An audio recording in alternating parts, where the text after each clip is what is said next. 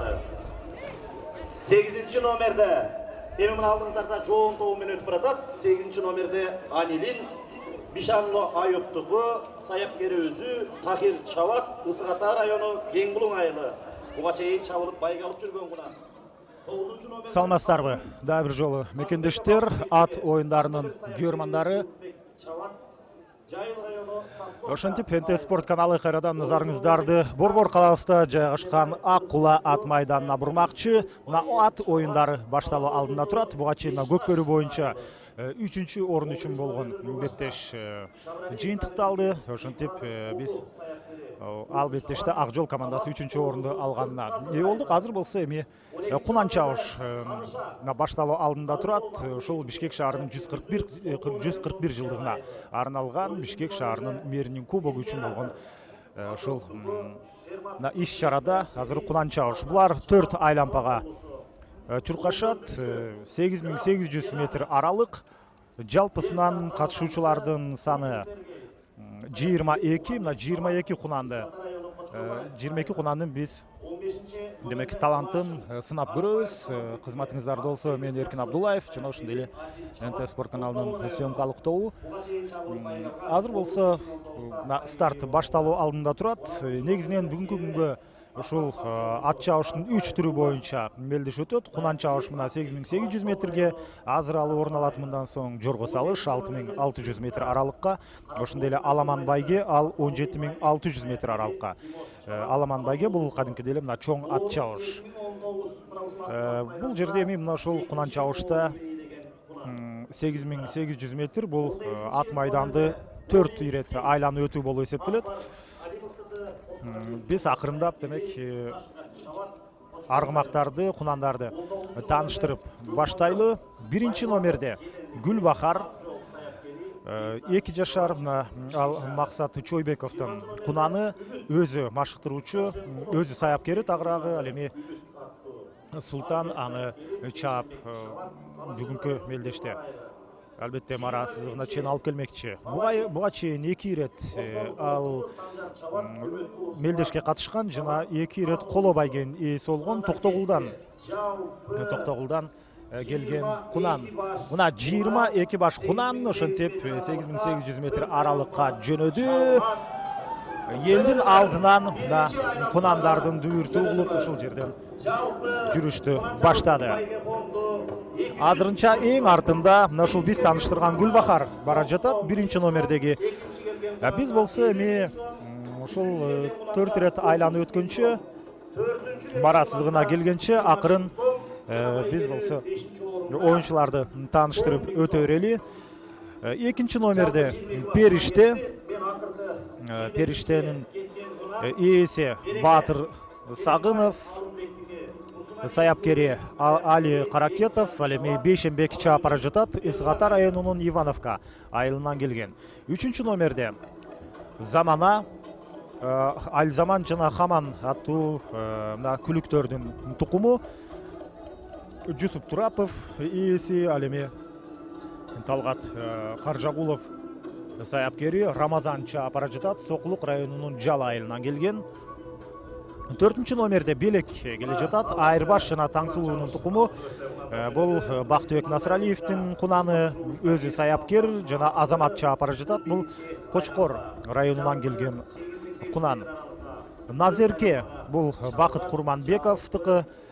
5-чи номерде жүрүшкө чыкты. Улан Карыпбаев саяпкери, ал эми Досубек чаап бара жатат. Бул Жумгал районунан келген. Ошондой эле 6-чы номерде Сатина Бекназар Көчкөнбаевдыкы. Бекназар чаап бара жатат. Бекназар машыктыр саяпкери, ал эми Бекзат болсо чаап бара жатат. Бул Түп району Михайловка айылынан келген. Ошондой эле 7-чи номерде Жылдыз, ал Нурдин Абдыразаковдукы. Ерлан Кубанычбеков саяпкери жана Паша деген жаш бала чаап бара жатат. Буга чейин 1 рет мелдешке катышкан, жана анда ийгилик жаратылган эмес, үчтүккө кирген эмес. Бишкек шаарынын кунаны. 8-чи номерде Анилин, ал машыктыруучусу. Анилиндин ээси Бишанло, өзү таптаган, жана Тахир деген бала чаап бара жатат. Буга чейин 2 ирет мелдешке катышып, бир жолу ал күмүш байге алган бир жолу коло байгенин ээси болгон Ысык Ата районунан Кең Булуң айылынан келген. Ошондой эле 9 номерде Сарыгүл болсо ал Алтынбек Сагынбековдуку, Кантемир саяпкери Жылдызбек чаап келе жатат. Биринчи ирет мелдешке катышууда бул Сосновка айылынан. Мына ошентип биринчи айлампа артта калды дагы. Азыр 21-17 3, демек 21 номердеги бул фаворит Болот Осмоновдун кунаны ошентип биринчиде келе жатат. Ал эми Өзкөнбай Карачалоковдун Сүлүк Кара деген кунаны ал экинчиде ошентип биринчи айлампаны кесип өттү. Бишкек шаарынын мэри Азырынча сүрмө топтун эң артында 14 номердеги Граф келе жатат. Кунанга 150 миң сом байге берилген тар. Мына сага ошентип демек кунан чабыштын жеңүүчүсүнө 150 миң сом сыйлык каралды. Бишкек шаарынын мэринин демек жеке чечим менен ушундай чечим чыкты дагы. Бул албетте ушул ат кунандарга, чабандестерге кошумча мотивация деп айтсак болот. Биз азыр мына ошондо Анилинди тааныштырдык. Демек Сарыгүл 9 номер менен келе жатат. Аны тааныштырдык. 10 номерде Канзас бул Рыскул Илебаевдики. Өзү саяпкер, байел чаап бара жатат. Буга чейин 3 ирет мелдешке катышып, үчөөндө тең алтын байгени тагынган. Талас облусунун Бешташ айылынан келген кунан. Бүгүнкү беттеште дагы дал ушул бүгүнкү кунан чабышта дагы Канзас негизги фавориттердин бири деп айтсак болот. 11 номерде Нуркашка, ал Дамир Шабралиевдики. Бул дагы Талас облусунун Кыркказык айылынан келген. Бопу Бекмуратов таптаган Нурчу деген бала чаап бара жатат. Ал эми ошондой эле 12 номерде Ханыша, ал Асылбек Кадыркуловдуку, өзү саяпкери. Буга чейин 3 ирет мелдешке катышып, бирөөсүндө алтын, бирөөсүндө коло байгенин ээси болгон Сокулук районунун Жал айылынан келген кунан. 13 номерде Император келе жатат. Императордун ээси Ачок, мына ушундай өзгөчө ысымдуу демек жаран. Ал эми Муктуек Шерматов аны Императорду таптаган, Ардак чаап келе жатат. Бул дагы Талас облусунан келген. Ошондой эле 14 номерде Граф болсо Эрса Рамазандыкы, Сергей Пугин саяпкери таптаган. Ал эми Мухаммед чаап келе жатат. Бул Кочкорбаева айылынан келген. Ошондой эле 15 номерде Ылачын, Пигас жана Лигеттанын тукуму Камазбек Арыкбаевдики, Жакшылык Бактыбеков таптаган, Азим чаап келе жатат. Токтогул районунан келген бул аргымак экинчи ирет мелдешке катышып атат. Азыр болсо мына экинчи айлампа артта калды. Бул ирет биринчи орунда азыр сап башында бара жаткан Периште Ысык Ата районунан Ивановкадан 21 номер. Ошол эле мына фаворит бара жаткан экен биринчиде. Андан сырткары Сүлүк Кара. Фаворит менен Сүлүк Кара биринчи айлампада дагы сап башында бара жаткан. Азыр деле ошол биринчи айлампадагыдай эле стабилдүү кайрадан эле сап башында бара жатышат. Биз азыр мына Графты тааныштырдык, Ылачынды тааныштырдык. Ылачын Токтогул районунан келген 15 номердеги кунан. Ал эми 16 катар санында Эверес келе жатат. Бул Акжол Акматовдуку, Улан Карыпбаев саяпкери, Актилек чаап бара жатат. Тоң районунун Каратала айылынан келген. 17 номерде Сүлүк Кара, ушул сап башында бара жаткан эки кунандын бирөөсү бул Өзкөнбай Карачолоковдуку, Айбек Сатыбалдиев таптаган Тимош деген бала чаап бара жатат. Талас облусунан келген, буга чейин бир жолу мелдешке катышып, анда ал экинчи орунду алган. Күмүш байгенин ээси болгон. 18 номерде Моби Кинг, Бамбук жана Москва деген ошол аргымактардын күлүктөрдүн тукуму. Акбар Алимов ээси, Жолдош Осмоналиев таптаган Сашка деген бала чаап бара жатат. Биринчи ирет мелдешке катышууда, анын дебюттук жүрүшү Кочкор районунан келген. Ал эми 19 номерде Көкмөнчок Жетен Байгулаковдуку таптаган Акжол чаап бара жаткан Бекзат. Бул дагы дебюттук мелдешин өткөрүп атат. Биринчи ирет жүрүшкө чыгууда Бишкек шаарынан. 20 номерде үміт келе жатат, ал Касымбек Шаршынкуловдуку. Саяпкери Арген чаап бара жаткан Бейшенбек бир жолу мелдешке катышып, күмүш байгенин ээси болгон. Бул үмүт деген кунан Аламидин районунун Бербулак айылынан келген кунан. Жана ошондой эле лидер эки айлампада биринчи болуп, демек эки айлампаны басып өткөн фаворит бул Болот Осмоновдуку. Саяпкер Санжар Субан Үмүткулов чаап келе жатат. Буга чейин 4 рет ийгилик жараткан, бир жолу алтын медаль, эки жолу күмүш байгенин ээси болгон жана бир жолу коло байге тагынган. Талас облусунан келген кунан ошондой эле 22 номерде Береке, ал Аламидин районунун Бербулак айылынан Алымбек Кененбаевдики, Нурбек Турсуналиев таптаган Бекжан чаап келе жатат. Биринчи ирет жүрүшкө чыгууда. Ошентип 22 аргымак менен кунан менен таанышып алды. Азыр мына 3-чү айлампа арта калды. Эми алдыда 4-чү, мына 7-чи жана 21, 7-21, 17 болсо, демек мына ушул жылдыз биринчиде келе жатат. Бишкек шаарынан Нурдин Абдырзаковдун кунаны жылдыз саптын башында. Андан кийин ошол буга чейин биринчиде келе жаткан фаворит, ал экинчиде азыр бара жаткан учуру. Сүлүк кара болсо 3-чүдө. Негизги фавориттер дал ушул 3 чабандес деп айтсак болот. 4-чүдө болсо, 4-чүдө бара жаткан бул Ханыша болчу. Аягына чейин ушундай көрсөткүчтө алар сактап кала алат болду экен же ал өзгөрө. Мына байкасаңыздар, азыр сүрмө топтон суурулуп бир аргымак алдына озуп чыкты. Менин байкашымча бул мына ушул жылдыз эң акыркы айлампада ошентип кунандын оозун кое берди чабандеси. Аны чаап бара жаткан Паша өтө жакшы темпти кармады. Бул жыйынтыктоочу 4-чү айлампа, мына 8800 метр аралыкка булар жүрүшкө чыкты дагы. Азыр болсо чындыгында аркан бою алыстап кетти атаандаштарынан. Ал учурда мына 3-чү айлампаны эми кесип өтүп атат кээ бир кунандар. 4-чү, 14-чү номердегилер булар Белек деген кунан, ошондой эле Граф. Эмнегедир булардын демек жолу болбой калды бул ирет. Алтын байге үчүн болгон беттеште азыр эч кандай атаандаштык жок. Анткени чындыгында аркан бою алыстап кеткен, баарынан биринчи келе жаткан. Мен оюмча жылдыз азыр албетте жакындаганда байкап көрөбүз. 3-чү айлампа бүтүп 4-чү айлампага кетип бара жаткан учурда дал ушул 7-чү номердеги Нурдин Абдыразаковдун кунаны жылдыз өтө ишенимдүү биринчи орунга чыкты эле. Өтө керемет мына 4 таягы туурап ушул жерде атаандаштарды ат чабым алыста калтырып келе жаткан. Мына азыр марасызыгына жакындап келе жатат. Рекорд жасашы дагы мүмкүн.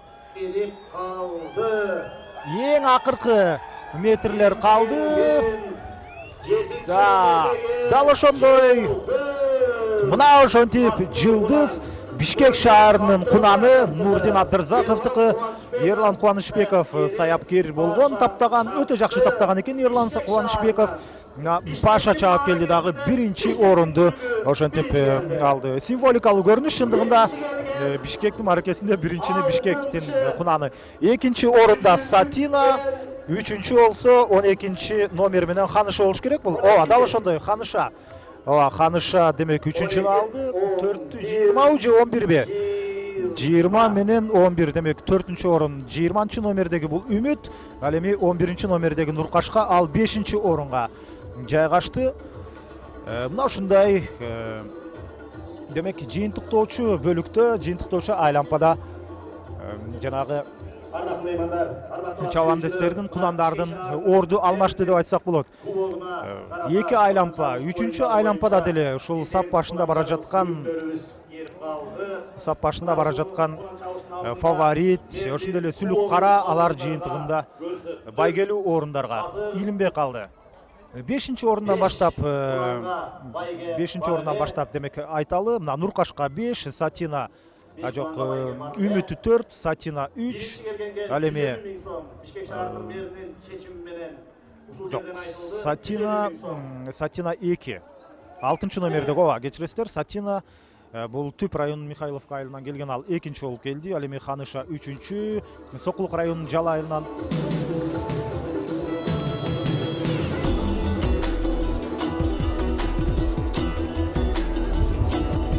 Байгелерде тапшыруу үчүн Денисбек Нурбекович, Абай Жолдошбаевич, ортолук чыгып берсеңиздер. 3 байге берилет. Мына урматтуу ат оюндарынын күйөрмандары, ошентип сыйлык тапшыруу аз эми мына орун алмакчы. Жалпысынан 5 байгелүү орун каралган, бирок азыр болсо бул жерде 1ден 3 орунга чейинки ушул марат сызыгын кесип өткөндөр азыр өздөрүнүн сыйлыктарын алып атат. 3 орундун ээси бул Ханыша деген кунан Рамзес жана Сыймык асыл тукум жылкылардан алынган.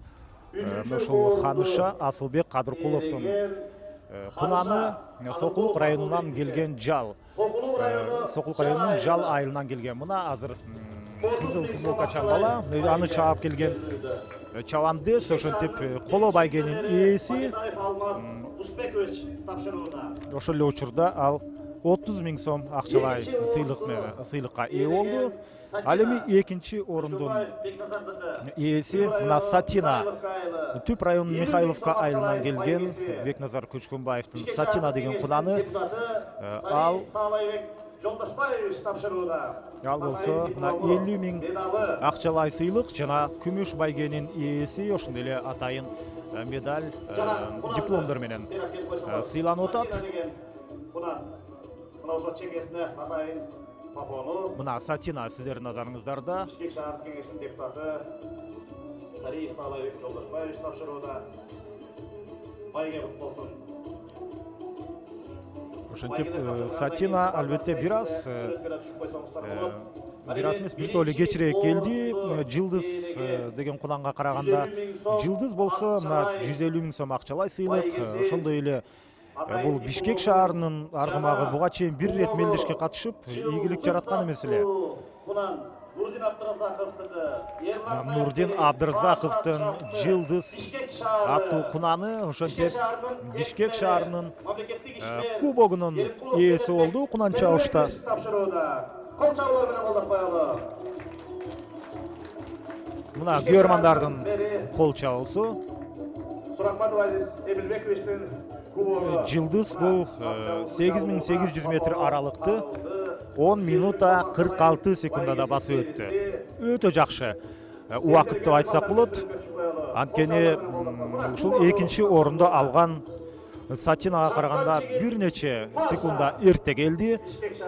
Биз ошол чаап келген Пашаны, таптаган Эрлан Кубанычбековду, ээси Нурдин Абдыразаковду жеңиш менен куттуктайбыз. Жигит Паша. Мына бүгүн Жылдызды алып коелу.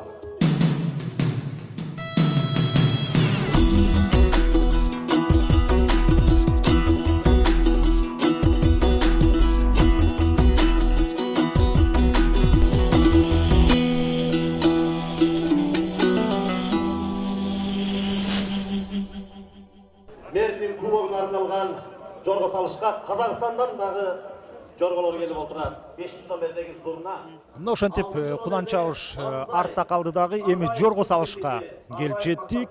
Жорго салыш бул 6600 метр аралыкка ат майданды ошентип 3 ирет айланып чыгышат. 3 айлампадан турат. Жалпысынан 23 кунан, 23 жорго мына жүрүшкө чыкты. Ошентип 23 жоргонун арасынан албетте 5 жоргого биринчи келген аларга байгелүү орундар каралган. 6600 метр жана чындыгында жорго салыш өзгөчө күйөрмандардын бүйүрүн кызытат деп айтсак болот. Түштүк өмүрүң болсо, күндүк өмүрүң болсо, түштүгүңө жорго мин деген сөздү биздин ата бабаларыбыз жөн жерден айткан эмес. Чындыгында өзгөчө бир ушундай жорго минген өзгөчө бир ырахат деп айтсак болот. Ал эми бул спорт ушул жорголордун арасынан эми кимиси мыкты экени аныкталыш керек. 3 айлампага жөнөдү. Биз болсо катышуучуларды жорголорду тааныштырып баштайлы. Биринчи номерде Ларец Лок, Айбек Касымовдуку. Калыйдулда Асаналиев таптаган жакшылык чаап бара жатат. Кемен районунун Жаңы жол айылынан келген. Экинчи номерде жүрүшкө чыккан бул Алабаш, Куан Самуддиновдуку. Калыйдулда Асаналиев бул жоргондагы таптаган аман чаап келе жатат Жумгала районунан. Ошондой эле 3-чү номерде Гүйс, ал болсо Мыктыбек Токтосуновдуку.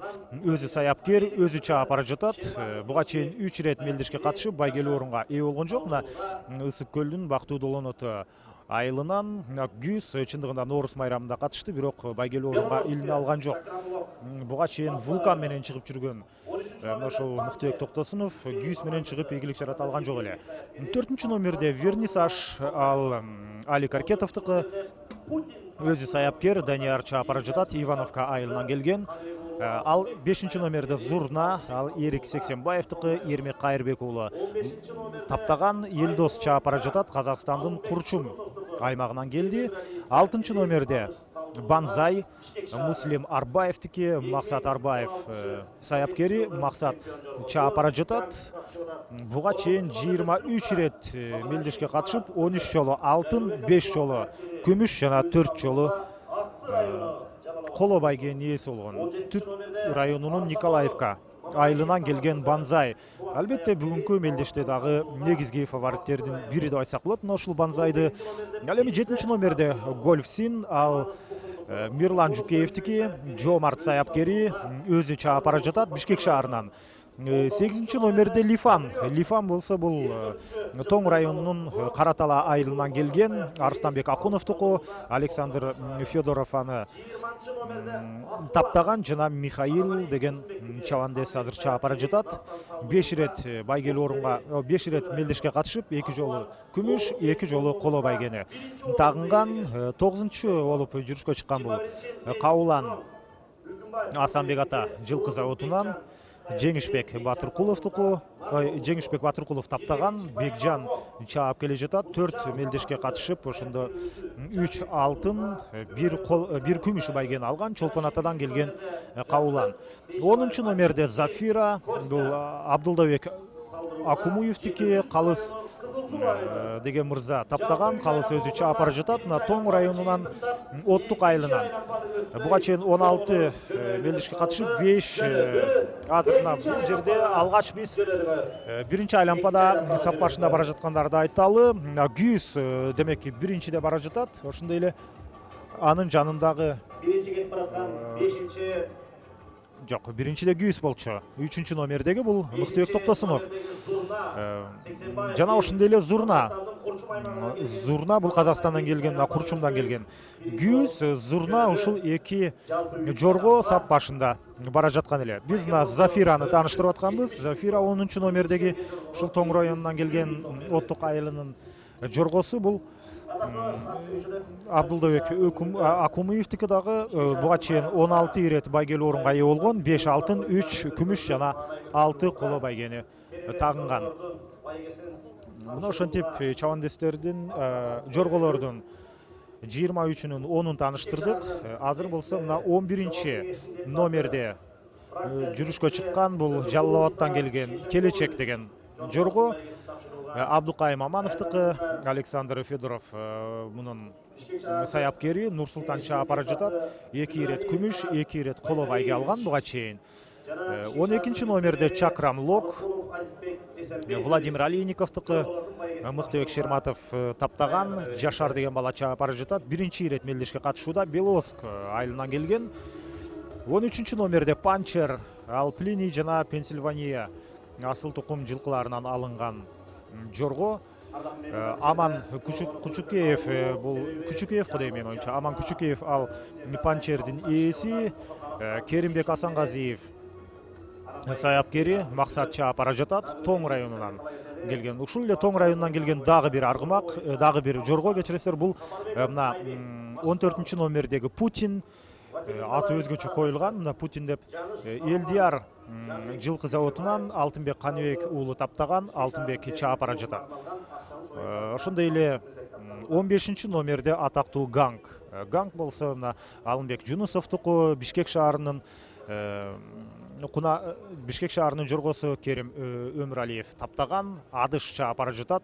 15 ирет байгелүү орунга ээ болгон. 8 алтын, 3 коло жана 8 алтын, 3 күмүш жана 4 коло байгенин ээси.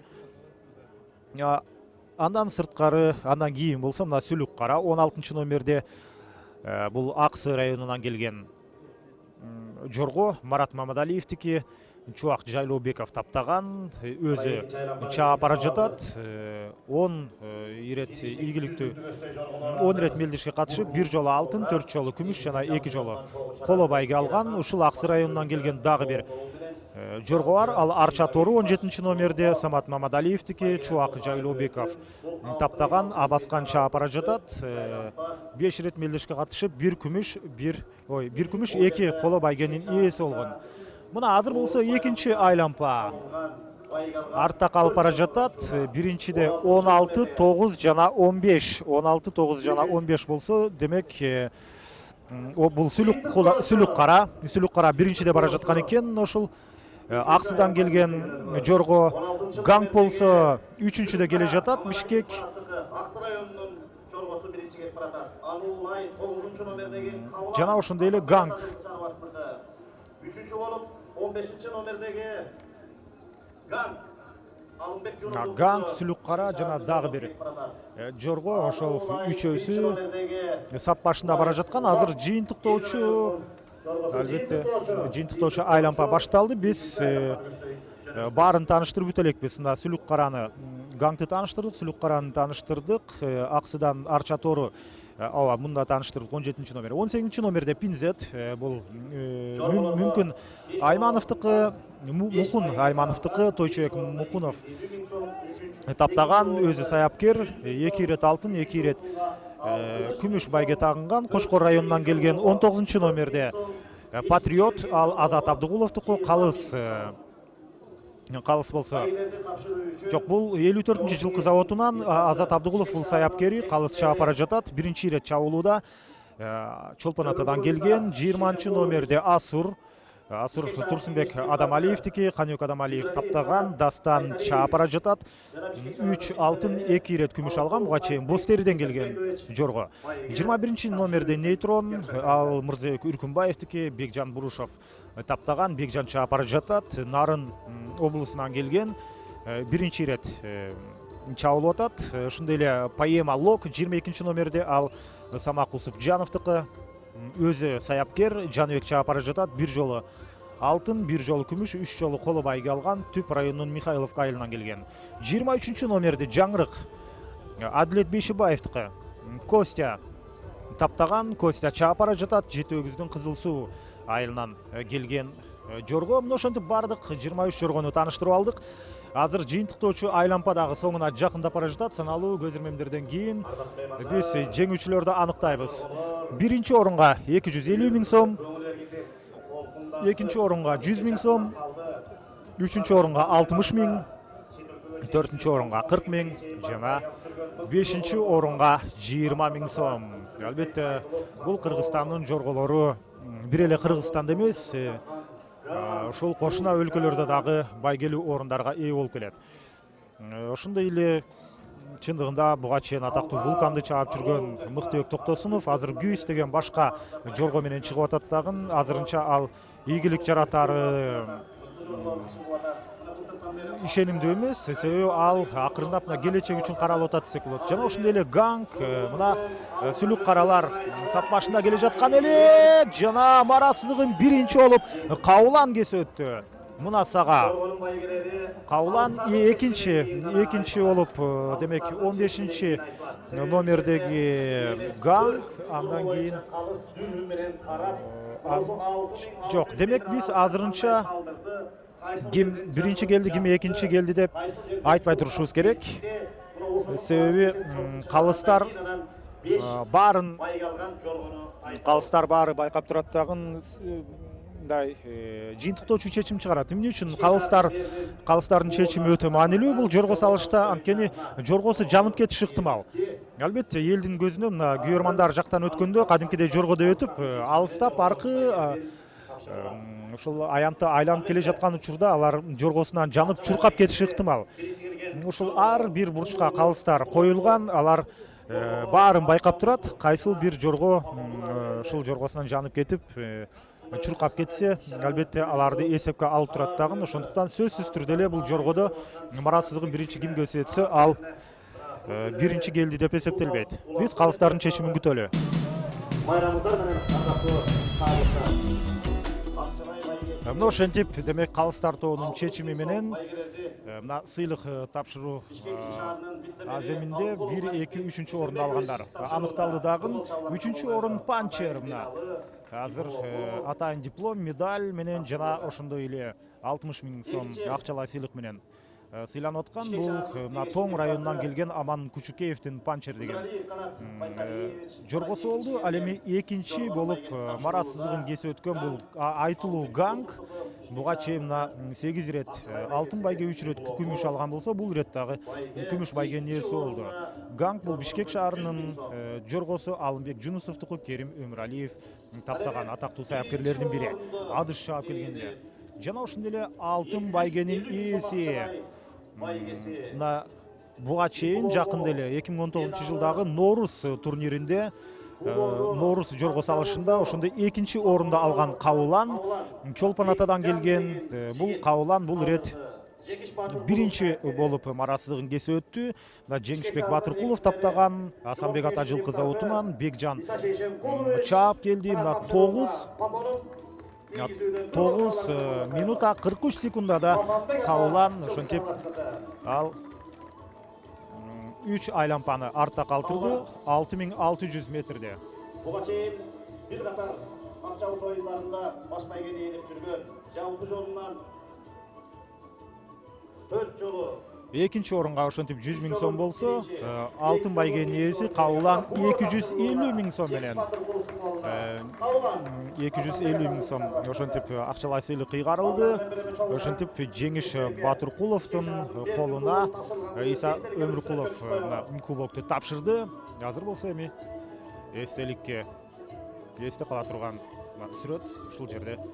Албетте мындай ийгилик дайым эле бардык жорголорго буйруа бербейт. Күлүк күнүндө тулпар тушунда дегендей, азыр демек Кабыланга тең келчү жорго бул жерде табылган жок. Орус 2019-дун чемпиону.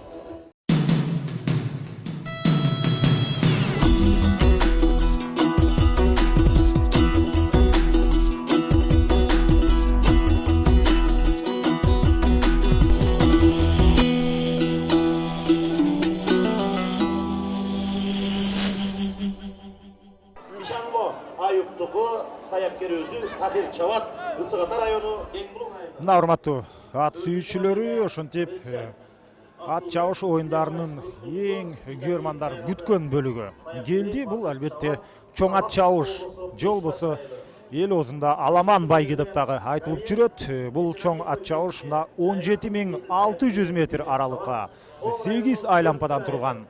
Мына ушул жүрүш башталуу алдында турат. Жалпысынан катышуучулардын саны, күлүктөрдүн саны бул өтө көп. 27 демек күлүк жүрүшкө чыгуу алдында турат. Байге фонду дагы өзгөчө. Бул мына ушул Бишкек шаарынын мэриясы тарабынан уюштурулуп аткан ушул Бишкек шаарынын 141 жылдыгына карата иш-чара. Андыктан байге фонду дагы бир топ жакшы каралган экен. 580 000 жалпы байге фонду. Мына ушул чоң ат чабыш үчүн ал эми биринчи орунга 300 000 сом, экинчи орунга 80 000, үчүнчү орунга 60 000, төртүнчү орунга 50 000, бешинчи орун 40 000, алтынчы 30 000, жетинчи 20 000. Мына 7 байгелүү орун бар. Ушул 25-27 азыр жалпысынан дал ушундай мына 27 демек күлүктүн арасынан ушул 7-өсү байгелүү орунга илинет. Албетте арасында тажрыйбалуу бир топ алтын байгелерди утуп жүргөн, марассыздыгына көптөгөн турнирлерде биринчи келип жүргөн күлүктөр бар. Арасында алгачкы ирет жүрүшкө чыгып аткандар дагы бар. Биз азыр старт берилгенден кийин албетте ушул күлүктөр менен тааныштырып баштайбыз. Ал эми бул Аламан байгеден кийин ошол Бишкек шаарынын мэринин кубогу, Көкбөрү боюнча мэринин кубогу орун алат. Анда Четинди жана Келечек Бишкек командалары бири-бирине каршы ойнойт. Мына азыр болсо старт берилди. Ошентип чоң ат чабыш башталды. 17.600 метр аралыкка күлүктөр жөнөдү. Азырынча сап башында албетте 9 номердеги Марал бара жатат, бирок булар жаңы гана жүрүштү баштады. Биз болсо эми күлүктөр менен тааныштырып баштасак болот. 1 номерде Дельфин. Дельфин бул Ысык Ата районунан келген Жайдар Талантбек уулунуку. Машыктыруучусу тагыраагы саяпкери. Бул Жайдар Талантбек уулу өзү чаап бара жаткан Элзат. 2 номерде Луна деген аргымак жүрүшкө чыкты. Бул Нурдин Абдыразаковтуку. Ерлан Кубанычбеков саяпкери. Байхан чаап бара жатат. Экинчи ирет мелдешке катышып атат. Экинчи ирет эми ошол байгелүү орундарга илингенге аракет жасайт. Бул Бишкек шаарынан. 3 номерде Пальмира. Памир жана Ласточка аттуу асыл тукум жылкылардан алынган Пальмира. Бул Бишанлонун күлүгү, өзү саяпкер. Тахир чаап бара жатат. Ысык Атанын Кең Булуң айылынан келген. Жана ошондой эле Таластын Беш Таш айылынан келген Реджеп деген күлүк. 4 номерде ал Рыскул Илебаевдики. Бийгазы Изалиев аны таптаган. Бакыт чаап бара жатат. 1 ирет жүрүшкө катышууда. 5 номерде Гавиел. Гавиел бул Койчуек Эсеналиевдики. Едил Жайнаков саяпкери. Мирбек чаап бара жатат. Тоң району Төрткүл айылынан келген. Жана 6 номерде бул Көк ат. Азим Опобейковдуку, өзү саяпкери. Атабек чаап бара жатат. Буга чейин бир жолу күмүш байгенин ээси болгон. Сокулук районунун Заря айылынан келди. 7 номерде Арча Тору.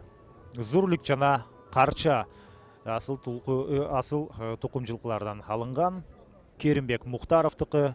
Эдил Дүрбөлөң уулу таптаган. Паша чаап келе жатат. Жалал Абадтан келген бул Арча Тору бир жолу алтын, бир жолу коло байгенин ээси болгон. 8 номерде Париж. Париж бул Токтобек Акеровдуку, өзү саяпкер. Элдияр чаап бара жатат. Карабалтадан болот. Карабалтадан келген күлүк бир жолу алтын байгенин ээси болгон.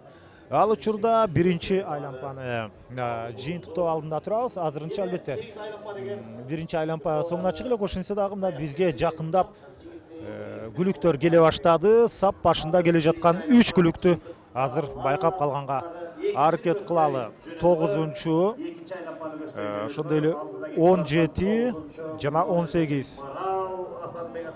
Ошондо демек Марал биринчиде бара жаткан экен. Ал эми андан кийин андан соң болсо Көпөлөк мына бул Сокулук районунун Жала айылынан келген Эдил Иманкуловдуку. Ошондой эле Саратан Айдар Исманкуловдуку, бул Ысык Ата районунан. Ошентип Саратан, Көпөлөк жана Марал. Ушул 3 күлүк азырынча сап башында бара жатат. Ошентип биринчи айлампа артта калды. Биз болсо таанышууну улантып берели.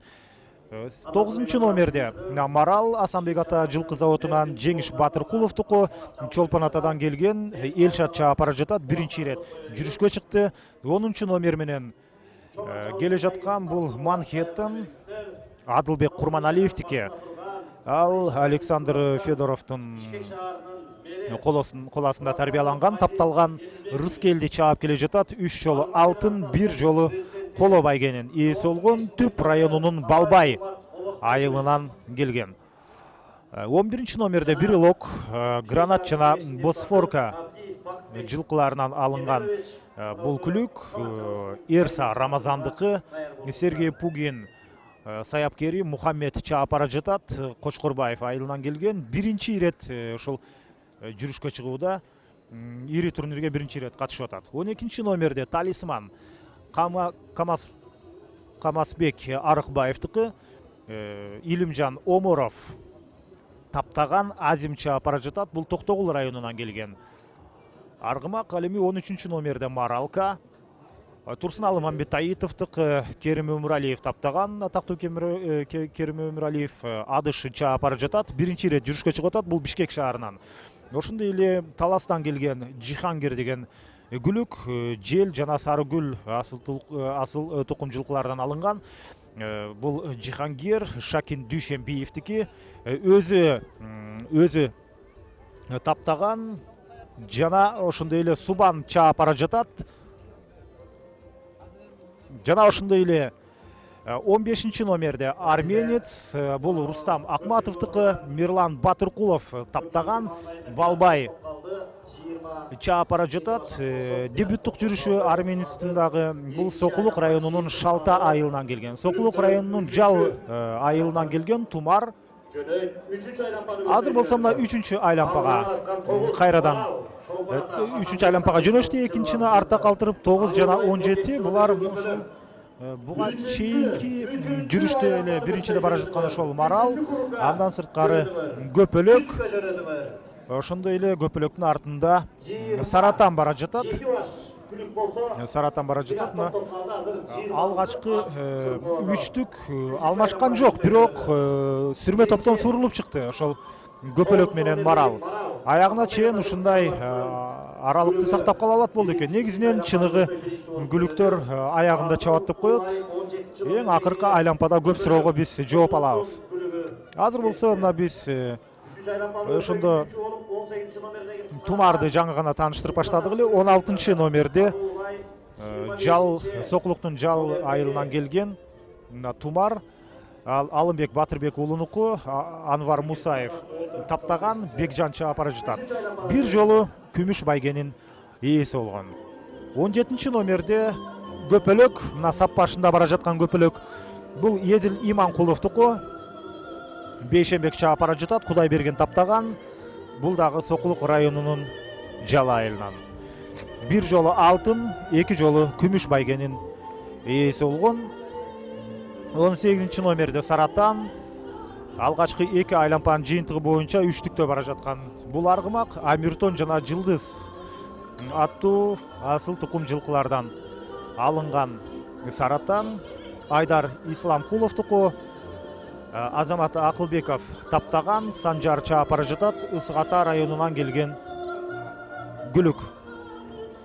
19 номерде Алмак Калыбек Молдобаев. Бул Алмактын ээси. Улан Батыркулов саяпкери. Бекжан чаапара жатат. Токтогул районунун Актектер айылынан. Мүмкүн Актерек, бирок бул жакка эмнегедир Актектер деп жазылган экен. Мына ошол Алмак Токтогул районунан келген. 20 номерде Айкашка Кадырбек Бокошовдуку. Ак жол саяпкери. Нарын облусунан келген күлүк. 21 номерде Мим Пилигрим жана Крошка деген асыл тукум жылкылардан алынган. Адилет Бекбоев ээси. Бул Мимдин Атай Бердибеков саяпкери. Али чаапара жатат. Бир жолу алтын, эки жолу күмүш жана бир жолу коло байгенин ээси болгон. Аламидин районунун Кызыл Бирлик айылынан келген күлүк. Азыр болсо мына 3-чү айлампа жыйынтыкталып келе жатат. Азыр болсо 3-чү айлампада сап башында ким келе жатат? Дагы деле болсо Көпөлөк. Көпөлөк биринчиде, ал эми Марал экинчиде бара жатат. 3-чүдө болсо Арменец. Арменец ошентип 3-чүгө чыккан экен.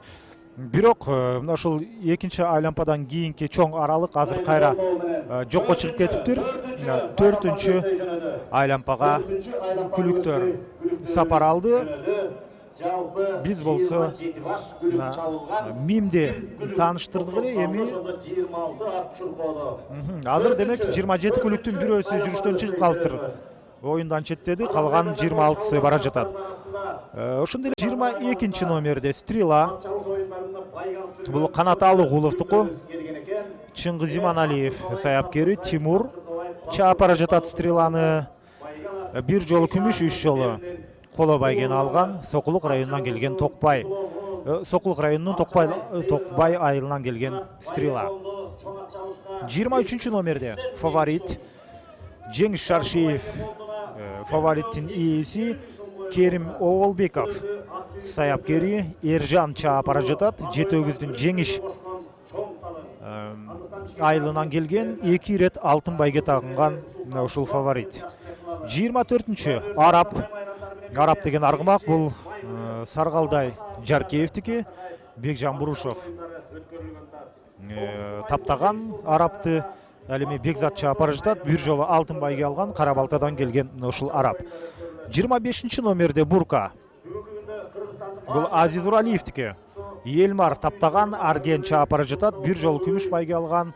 Жана бул Буркадагы Кара Балтадан келген Гүлүк. Ал эми 26-чы номер менен жүрүшкө чыккан бул Мерлин. Манасбек Бапиевдики, Адилет Манасбек уулу таптаган Жылдызбек чаап бара жатат. 2 ирет күмүш, 2 ирет коло байге алган, бир да жолу азырынча алтын байге алып көрөлүк. Талас облусунан келген Мерлин. Ал эми 27-чи номерде Кара Шумкар. Бул Максат Чойбековдуку.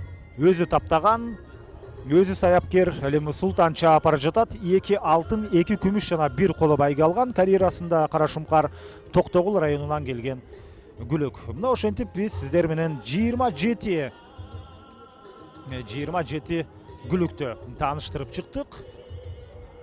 Азыр болсо ошентип кезектеги 4-чү айлампа жыйынтыкталып бара жатат. Негизинен булар 8 айлампа чуркашат. Азыр сап башында келе жаткан Гүлүктөрдү байкап көрөлү. Дагы деле биринчиде көпөлөк келе жатат. Мына Сокулук районунан келген Эдил Иманкуловдун аргымагы. Экинчиде дагы деле Марал келе жатат. Үчүнчүдө дагы деле Арменец. Буга чейинки айлампадагы көрсөткүч азырынча алмашкан жок. Лидерлер арасында буга чейин кимдер үчүлтүктө бараткан болсо, дал ошол Күлүктөр дагы деле сап башында келе жатат. Байге фондун эсиңиздерге салып коелу. 7-чи орун 20 миң, 6-чы орун 30 миң сом, 5-чи орун 40 миң сом, ошондой эле 4-чү орун 50 миң, жок, 4-чү орун 60 миң. Ал эми 3-чү орун 80 миң. Азыр бир айланган туруп, мына ушул 4-чү айлампаны 4-чү орун 50 миң, 3-чү орун 60 миң, 2-чи орун 80 миң, ал эми 1-чи орун бул 300 миң сом. Жалпысынан 580 миң мына ушул чоң ат чабышка коюлган. Буга чейин көбүнчөсү автоунаалар коюлчу эле. Бул рет ошондой автоунаа же дагы башка бир нерсе деп олтурбастан, буюм тайын бербестен мына ушундай таза акчалай сыйлыктар коюлуп атат. Бул дагы жакшы нерсе. Албетте автоунаа коюлганда эч качан жаңы заводдон жаңы чыккан автоунаа коюлбайт. Андыктан ага караганда мына ушундай акчалай сыйлык деле бир топ жакшы го деп ойлойм. Бул албетте менин жеке пикирим, бирок көпчүлүк кошулат болуш керек буга. Биринчи орун ушул 17.600 метр аралыкты басып өткөн биринчи орунду алган Күлүккө 300 миң сом акчалай сыйлык берилет. Жана Бишкек шаарынын мына ушул 141 жылдыгына карата өтүп жаткан бул чоң ат чабышта атайын кубок ыйгарылат. Азыр 5-чи айлампа соңуна жакындап келе жаткан учуру. Биздин болсо күлүктөрүбүз мына ылдамдай баштады, чаңдай баштады. 5-чи айлампаны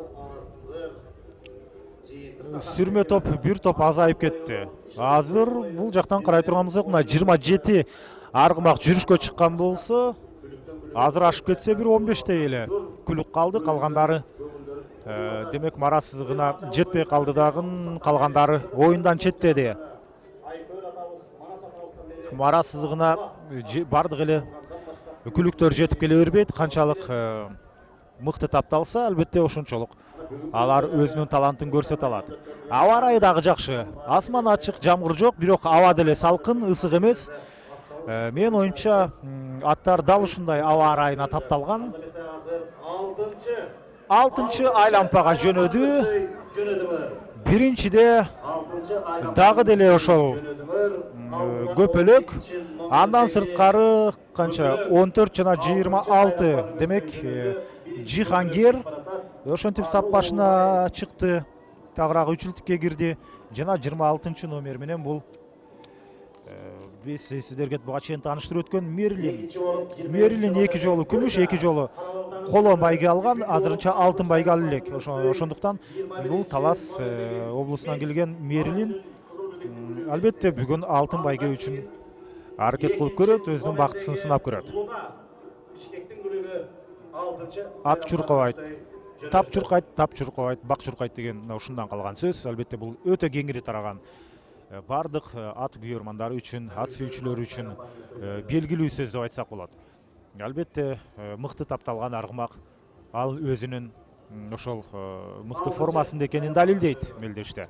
Андан сырткары бак чуркайт деп коет. Мына биз ушул Нооруз майрамына карата болгон бир мелдеште байкадык.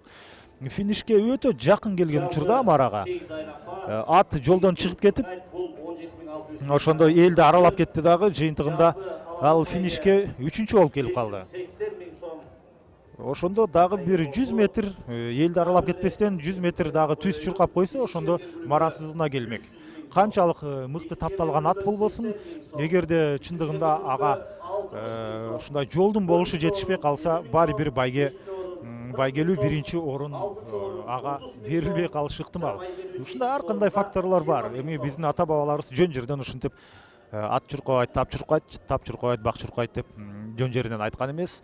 Азыр мына чыныгы жакшы тапталган күлүктөр алгачкы сүрмө топто бара жатат. Бул жактан канча менин көзүмө 7 көрүнүп атат. Ушул 7 күлүк го дейм, же 8би? Азыр жакыныраак келгенде эсептеп көрөбүз. 7 же 8 күлүк топтон суурулуп чыгып, ушул байгелүү орундар үчүн ат салышмакчы. Азыр 6-чы орун, 6-чы айлампа соңуна жакындап келе жатат. Сүрмө топтон сурулуп чыккан күлүктөр азырынча жок. Алар эң акыркы ушул 8-чи айлампада гана билинет деп айтсак болот. 7-чи айлампа бүткөндөн кийин азыр булар бизге жакындап келе жатат. Мындан кийин эмес, дагы бир жолу айланып келсе, ошондон кийин жыйынтыктоочу айлампада эми алтын байге үчүн айыгышкан күрөш жүрүшү керек. Азыр эң башкысы сүрмө топтон калып калбай, сүрмө топтон көп ашып кетпей, эл катары жүрүш керек. 6-чы айлампага жөнөдү, дагы деле көпөлөк сап башында, бирок азыр биринчиге бул Дельфин чыгып алыптыр. Бирок бул жерде бир аз гана айырма бар, аттын башы эле чыгып турат. Андыктан дагы 2 айлампа чуркай турган учурда бул көп нерсени азырынча билдирбейт. 7-чи айлампага күлүктөр жөнөдү. 7, 8, 9, 10, 11, 12. Мына 12 гана азыр күлүк ошентип 7-чи айлампага кетти. 12 гана күлүк, элестеп көрүңүздөр. 27 аргымактын арасынан 12си гана 6 айлампа чуркаганга мүмкүнчүлүк алды. Калгандары баары орто жолдон четтеп калышты. Азыр күлүктөрдүн саны дагы суюлуп кетиши ыктымал. Мына дагы бир күлүк токтоду орто жолдон. Ошондо сап башында 3, 4, 5, 6, 7 мына 7 аргымак, 7 күлүк куйругулаш бири-бири менен бара жатат. Байгелүү орундар менин оюмча ушул 7 күлүктүн ортосунда ойнотулат.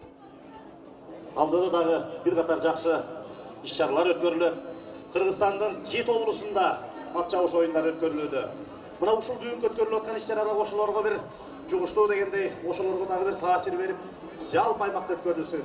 Атай кетсек, Чүй облусунда, Ысык Көл облусунда жылкы чарбалары абдан көбөйүүдө. Ошону улай эле Талас, Нарын облустарында дагы жылкы чарбаларынын катары көбөйүүдө.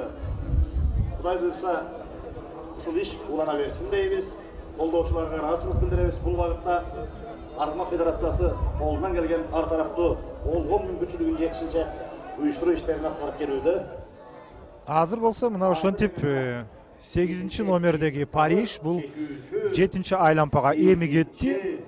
Бирок ал Азамат мына ушул Париж оюндан четтеп калбастан, жүрүштөн четтеп калбастан дагы деле өзүнүн ыргагы менен демек марасыздыгына жетип барам деген максаты бар. Ал эми 7 айлампага Париж эми гана кеткен болсо, 7 айлампаны азыр жыйынтыктап атат.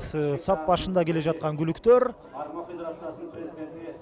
Мына уламдан улам күлүктөрдүн саны суйлуу олтуруп, азыр бул жакта саналуу эле аргымактар калды. 6 келе атат го дейм. Ооба, 6 күлүк келе жатат.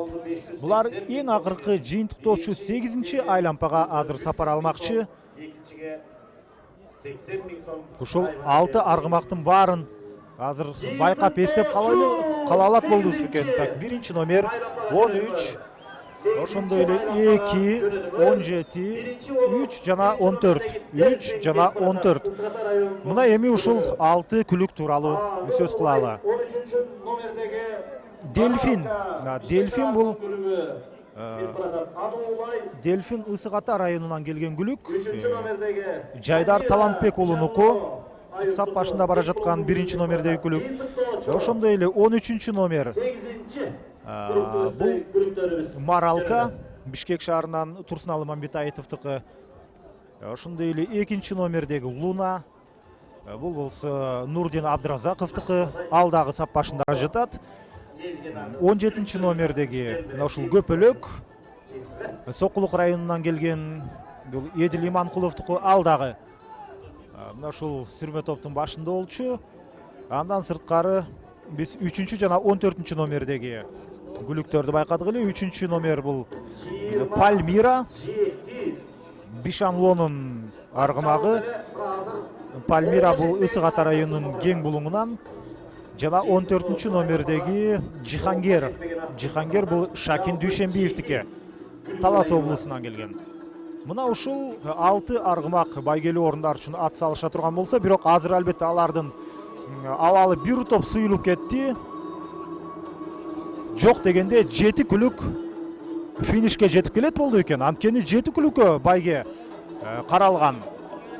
Азыр болсо мен ушундай жүрүштө бара жаткан 1, 2, 3, 4, 5, 6 гана күлүктү көрүп атам. Эң башкысы ушул басып болсо дагы финишке жетип келиш керек. Ошондо жок дегенде 6-7 орунду алуу мүмкүнчүлүгү пайда болот. Албетте 17600 метр деген бул албетте өтө алыс дистанция болуп эсептелет. Элестетип көрүңүздөр, 17,5 километр. Мынча аралыкты басып өтүү оңой эмес.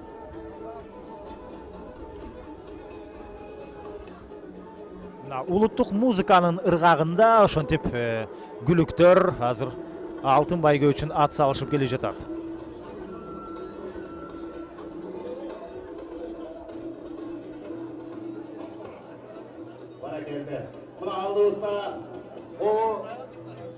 Бул 8 номердеги Париж. Бул 8 айлампага эми кетти. Ооба. Азамат, эгерде Париж мына кызыктуу учур ушул. Эгерде дагы бир айлампа айланып келсе, айырмасы жок, басып келсе дагы ошондо 7 орунда алат. Жана алтын байгенин ээси 1 номердеги Дельфин. Мына сага 1 номер менен жүрүшкө чыккан жана алтын байгени ошентип ал тагынып кетти. Экинчи орунду ким алды азыр? Экинчини Пальмира, үчүнчүнү демек Луна. 1 номерде Дельфин 1 келди. 3 номердагы Пальмира 2 келди. 2 номердеги Луна 3 келди. Мына ошентип азырынча 3 байгелүү орун белгилүү. Биз ошолор тууралуу сөз кылып туралы. Азыр жаңы гана мына ошол Париж марасыздыгын тагырагы 7 айлампаны кесип өткөн. Ал эми дагы бир сыйра айланып келгенче жок эле дегенде 1-2 минуттан көбүрөөк убакыт кетет. Парижди сүрөгөн аташат. Жок, бул 4-орунду ала турган бул Жихангер Шакин Дүйшенбиевдин аргымагы 4-орунду алды. 4-чү. Талас облусунан келген Шакин Дүйшенбиевдин аргымагы 4-орун. Азыр болсо мына ошентип 1-орун Дельфин Жайдар Талантбек уулунуку Ысык Ата, 2-орун Пальмира Бишанлуунуку бул дагы Ысык Ата, 3-орун бул Луна Нурдин Абдыразаковдуку, ал Бишкек шаарынан келген Ерлан Кубанычбеков таптаган аргымак. 4-орун ошентип мына жаңы эле байкадыңыздар, Жихангер багынты 4-орунду. Азыр 5-орунду күтүп атабыз. Өтө жай келе жатат. Өтө жай. Бүтөлек. Четке чыга тургула. Дагы 3 ат керек. Мара сызыгына жетип келиш керек. 5-орунга ээ болот. 5-болот. 5 байге. Бул 40.000 сом менен 20. Мерилин Манасбек Бапиевдики. Талас облусунан келген Мерилин. Өтө жай, бирок эң башкысы мара сызыгына жетип келди. 5-орун. Дагы 2 орун бар. 2 байгелүү орун бар. 2 ат барбы? Ооба, 2 ат бар экен. 7 байге болот. Париж азыр жада калса 7-чи эмес, ал 6-орунга чыгып кетиши дагы ыктымал окшойт. 27 күлүктүн арасынан 7-өсү гана мара сызыгына келе турган болду. Урмат Оозбекович Самаев жана Бишкек шаардык кеңешинин депутаты Абдиев Бакытбек Кемеровичтер тапшырат. Демек Дельфин, Луна жана Пальмира деген күлүктөрдү өтө жакшы таптоодон өткөрүшкөн экен, өтө жакшы таптаган экен аларды. Мына биз демек мына ушул саяпкерлерди айтып өтөлү. Дал ушул ата аталган күлүктөрдү таптагандар булар Жайдар Талантбек уулу Дельфинди таптаган, алтын байгенин ээсин. Ал эми Ерлан Кубанычбеков бул Лунаны таптаган, күмүш коло байген алган, 3-орунду алган Лунаны таптаган саяпкер. Ал эми Пальмираны таптаган бул Бишанлуу. Чавандестер Элзат, Байхан жана Тахир. Азыр 6-орундун ээси келе жатат. Дал ошондой мына Париж. Бул Париж 6-орундун ээси. 8-чи номердеги. Бул Карабалтанын аргымагы болчу. 7-чи орун. 7-орун ошентип 25-чи. 7-орундун ээси мына 20.000 сом акчалай сыйлык жана 7-орун Уралиев Азиз Карабалта 25 беле же 26 беле. Менин оюмча 26 болчу. Мерилин ал 5-орунду алды. Ал эми 25 номердеги мына ушул Бурика бул 7-орунду ээледи. Бурика Азиз Уралиевдики, Карабалтанын аргымагы. Арген чаап келди, Елмар таптаган. 6-орунда мына Париж, ал Токтойбек Акеровдуку. Азыр болсо сыйлык тапшыруу аземи орун алат. 1-чи, 2-чи, 3-чү, 4-орунду ээлеген. 4-орунду ээлеген ошентип чоң ат жабышта 17.600 метр аралыкты 4-чү болуп кесип өткөн Жихангер. Талас облусунан келген Шакин Дүйшенбиевдики. Жихангер ал демек ошондо канча 50.000 сом акчалай сыйлык менен сыйланды жана аны менен кошо албетте атайын диплом, ошондой эле кызыктыруучу сыйлыктар. Байге кут болсун. Чындыгында Жихангердин ээси мына Шакин Дүйшенбиевди бул байгелүү орун менен куттуктайбыз. Жана азыр болсо 3-орун.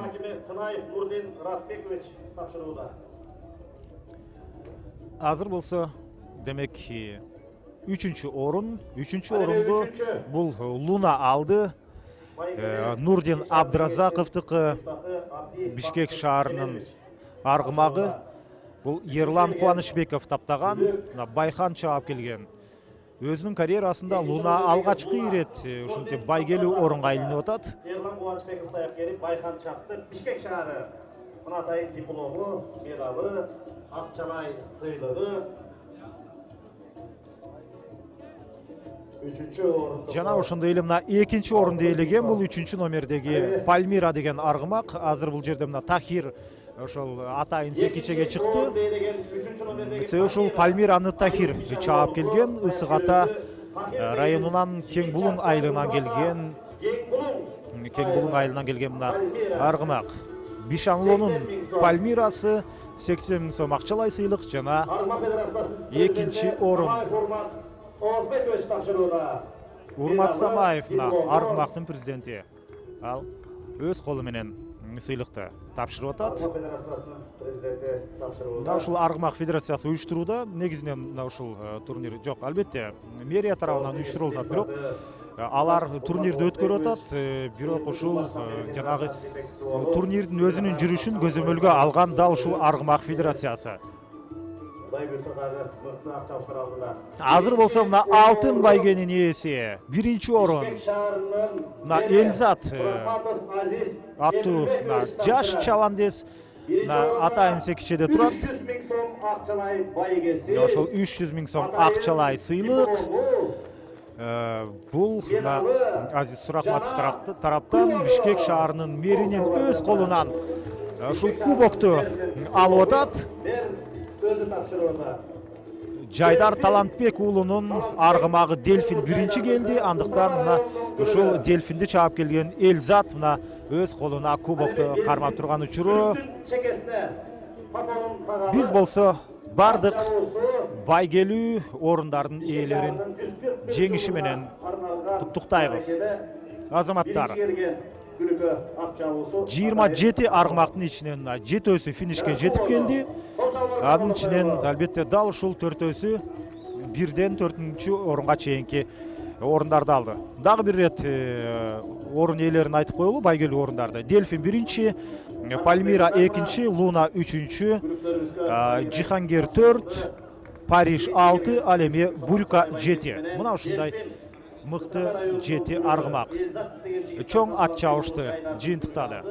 Урматтуу ат оюндарынын сүйүүчүлөрү, ошентип ат чабыш соңуна чыкты.